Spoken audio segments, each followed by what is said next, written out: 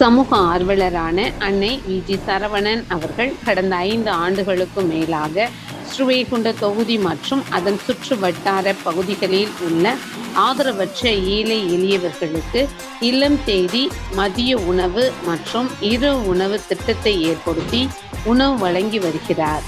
இந்நிலையில் தமிழக வெற்றிக் கழகத்தின் ஐம்பெரும் கொள்கை தலைவர்களுள் ஒருவரான சமூக ஆர்வலர் அஞ்சலை அம்மாளை கொள்கை தலைவராக அறிவித்ததன் ஈர்ப்பால் தமிழக வெற்றிக் கழகத்துடன் இணைந்து தமிழக வெற்றிக் கழக தலைவர் தளபதி திரு விஜய் அவர்களின் ஆசையுடன் கழக பொதுச் செயலாளர் அண்ணன் புசி என் ஆனந்த் அவர்களின் வழிகாட்டுதலின்படியும் 1/5/2026 இன்று 1387வது நாளாக ஏரல், உண்டியலூர், ஸ்ரீவைகுண்டம், கோட்டைக்காடு, சிறுதொண்டநல்லூர் மற்றும் கீழமங்கலக்குறிச்சி அதன் சுற்று வட்டார பகுதிகளில் உள்ள 163 ஆதரவற்ற ஏழை எளியவர்களுக்கு தமிழக வெற்றிக் கழகம் தூத்துக்குடி மேற்கு மாவட்டம் ஜனநாயகனின் தீவிர ரசிகர் சமூக ஆர்வலர் அன்னை வி.ஜி. சரவணன் அவர்களின் சார்பில் மதிய உணவாக முட்டையுடன் கூடிய